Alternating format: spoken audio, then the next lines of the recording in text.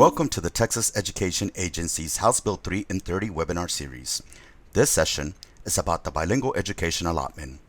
My name is Roberto Manso. I work in the English Learner Support Division in the Office of Special Populations. My co-presenter today is Dr. Barbara Kennedy, also in the English Learner Support Division. During this presentation, Barbara and I will walk through the following areas: House Bill 3, Bilingual Education Allotment Key Points, provide a brief background on bilingual education, talk about the changes in BEA funding, and end with bilingual education supports available to LEAs. There are three key points that we will be highlighting today with regard to changes in the bilingual education allotment as a result of the passage of House Bill 3. The first key point is that additional funding is provided through House Bill 3 for students participating in a dual language immersion program. The additional funding amount is calculated at 0.05 and equates to the generation of an additional $308 per year for eligible students. The second key point is that under House Bill 3, the minimum spending requirement for BEA funds on provision of bilingual education or ESO programs has increased from 52% to 55%, and there has been an expansion of spending definitions. Finally, it should be noted that TEA will be expanding the tools and resources it provides to support effective implementation of dual language immersion programs. These three key points make it clear that through the provision of additional bilingual education allotment funds, the increase in the minimum spending requirements of those funds, and the expansion of program resources, House Bill 3 will positively impact LEAs that implement dual language immersion programs. It should be noted that LEAs or local education agencies include the state's public and charter schools, as well as districts of innovation. Before moving into a deeper exploration of the implications of House Bill 3 on LEAs that provide dual language immersion program services, let's take a look at a frequently asked question. What is the difference between the terms limited English proficient, English language learner, and English learner? The term limited English proficient, or LEP, is used in Texas Education Code 29.051 and refers to students who are in the process of acquiring English and who has a primary language other than English. These students typically use a language other than English in the home. Over time, the term LEP came to be replaced in Texas Administrative Code Chapter 89 with a more asset-based term, English Language Learner, or ELL. Most recently, and to align with language used under the Every Student Succeeds Act, Texas Administrative Code Chapter 89 underwent revisions in 2018, and terminology was updated to include English Learner, or EL. All three terms refer to a student with a primary language other than English, who is in the process of acquiring English. These terms will be used interchangeably in this presentation. To understand the impact of House Bill 3 on English learner programs, let's first build our background knowledge and deepen our understanding of bilingual education in Texas. Did you know that Texas serves the second largest population of students identified as English learners in the entire country? Only the state of California serves more English learners than Texas. In fact, Texas serves just under 20% of the nation's English learners. That's right, about 1 in 5 of the nation's English learners can be found in one of our classrooms right here in Texas. Looking within Texas, we can see that over 1 million English learners are served in our schools.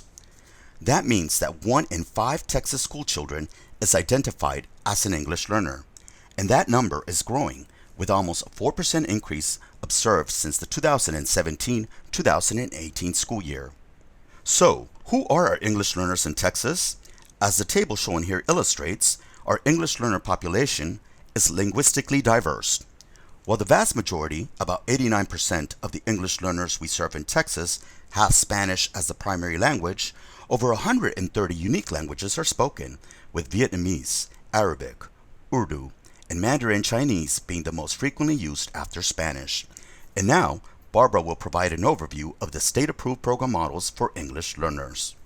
With such linguistic diversity across the state, Texas offers 6 state-approved program models for serving English learners. LEAs are required to inform parents of English learners of the benefits of English learner program services, and parents have the right to approve or deny their child's participation in program services. While approximately 4% of the state's English learners do not participate in program services due to parental denial, most eligible students do participate in either an English as a Second Language or ESL program, shown here in purple, or a bilingual education program, depicted here in blue. 52% of the state's English learners participate in either ESL Pullout at 24% or ESL content-based programs at 28%. These programs are offered in grades pre-K through 12. The remaining 44% of the state's English learners participate in one of the 4 state-approved bilingual education program models, which are offered for the most part in grades pre-K through 5. We will delve a little more deeply into how the bilingual and ESL program models differ a little later in this presentation. First, let's take a look at what factors come into play when an LEA is selecting whether to implement a bilingual education program versus an ESL program. Texas implements what we call the Rule of 20 to make this determination. If an LEA has identified 20 or more English learners with the same primary language, for example Spanish, at the same grade level, district-wide, then that LEA has met the Rule of 20 and is required to provide services to those students through a bilingual education model. Bilingual education services are required at the elementary level, pre-K through grade 5, or through grade 6 if clustered at a campus with elementary grades. And bilingual education is allowable but not required at the secondary level. To help us deepen our understanding of the English Learner Program models in Texas, let's take a look at 3 simple graphics. Here, we see a simple depiction of what instruction looks like in an English as a Second Language or ESL program. Whether an LEA implements content-based or pull-out ESL, English is the language of instruction. English learners from a wide variety of language backgrounds learn grade-level content together, with English as the medium for their instruction. ESL programs are fully integrated into the general school program, and English learners served through ESL learn alongside English fluent peers in most instances. In contrast to ESL, bilingual programs deliver grade-level instruction in English as well as the student's primary language, which most typically in Texas is Spanish. But what distinguishes a transitional bilingual education program from a dual language immersion program? In a nutshell, it is the ratio of instruction delivered in the primary language versus in English, as well as the program goals, that differentiates between the 2 bilingual education models. Looking at the graphic depiction here of transitional bilingual education, we can see that transitional models increase the percentage of instruction delivered in English over time.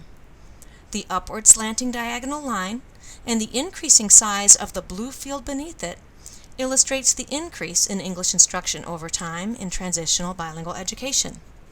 As English learners become more proficient in English, their access to primary language instruction is reduced, with the ultimate goal being a full transition to English instruction upon program exit. Transition to English is the goal of transitional bilingual education, with the primary language used merely to facilitate this transition process. Dual language immersion, on the other hand, provides ongoing and continuous instruction in the primary language and English over the entire duration of the program. The goal of dual language immersion is to promote full bilingualism and biliteracy in the primary language and English, rather than merely to facilitate transition to English.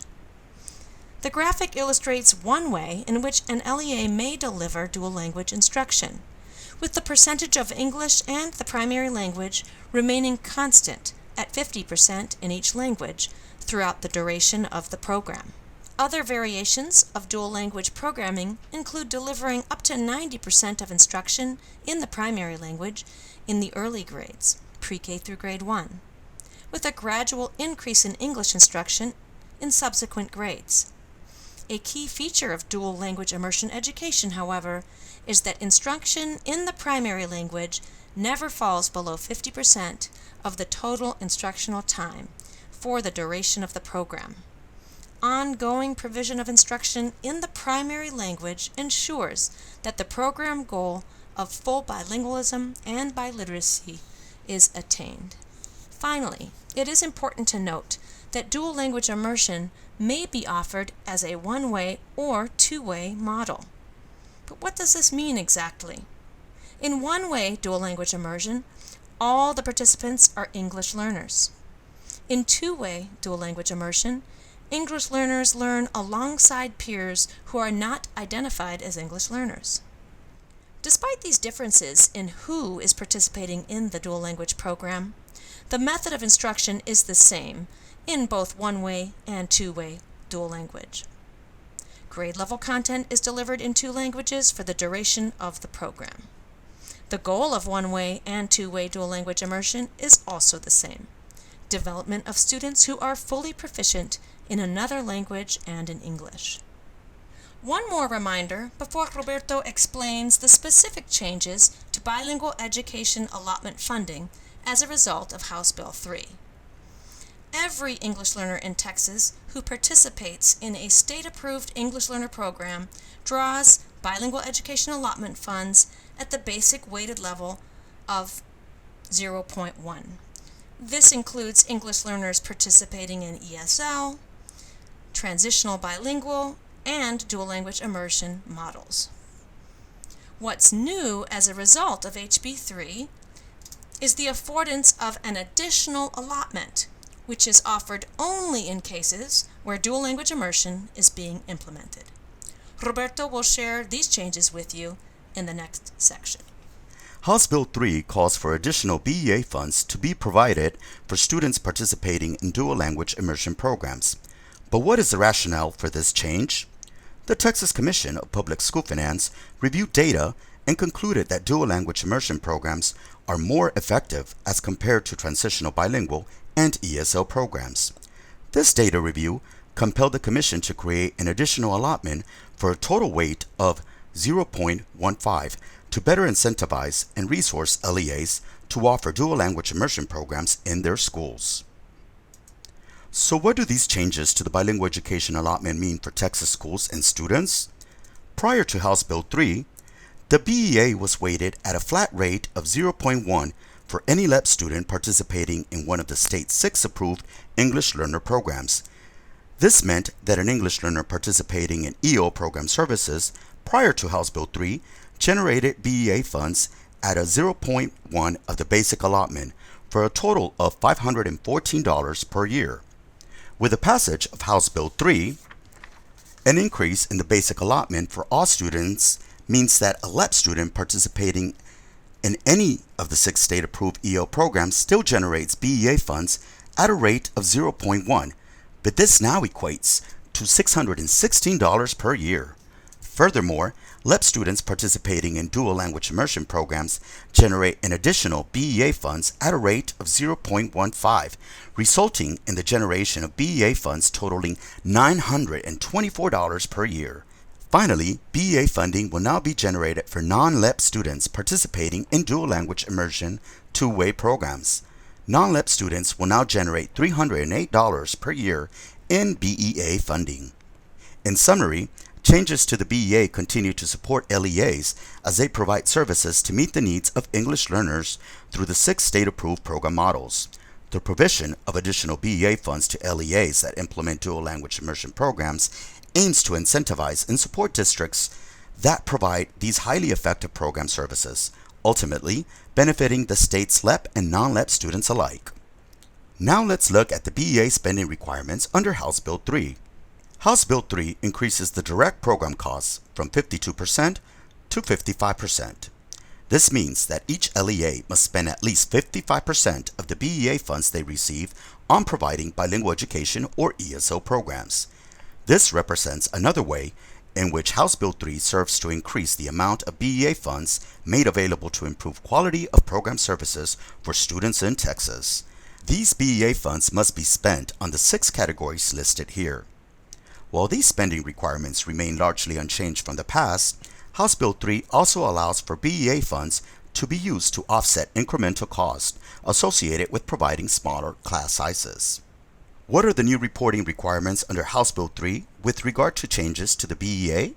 The State Board of Education will need to adopt rules on the creation of an LEA audit report on how BEA funds were spent.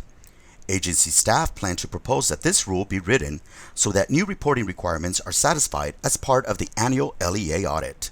The new reporting requirement under House Bill 3 will ensure that LEAs meet compliance with regard to the 55% minimum expenditure requirement for BEA funds to be used for program implementation. Let's look at another frequently asked question. Does spending requirement compliance enforcement change with House Bill 3? Compliance enforcement with state spending requirements is no different under House Bill 3. The historical practice of enforcing corrective action plans for LEAs failing to meet spending requirements is a practice that is now adopted in law. What are some supports available to LEAs as they implement effective bilingual and ESL programs? House Bill 3 added Texas Education Code 29.065 that will ensure the agency will continue to develop tools and resources to assist LEAs in implementing their bilingual education and ESL programs. The English Learner Support Division at TEA will work collaboratively with our regional education service centers to continue to provide high-quality and relevant program guidance, technical assistance, professional development, and tools and resources to support teachers, administrators, and parents of English learners to ensure the success of these students we serve. These resources are available on the English Learner web portal and will be enhanced and further developed as a result of House Bill 3. Please visit the tea.texas.gov/HB3 site for more updated information. If you have a question, please don't hesitate to email us at hb3info@tea.texas.gov. Thank you for joining us today for the House Bill 3 and 30 Bilingual Education Allotment presentation.